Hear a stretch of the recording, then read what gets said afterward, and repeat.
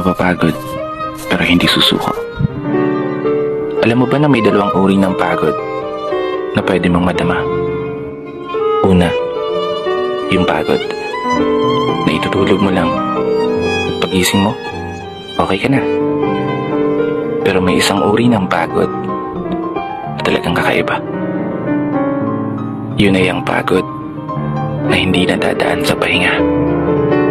Isang pagod na magpapahiwatig kung gaano kabigat ang mga problema mong daladala.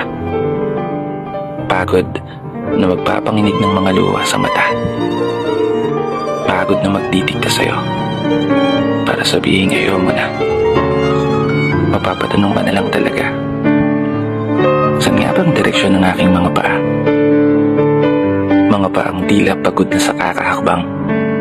Mga paang ngimay na sa kada tapak sa baitang ng hagdan.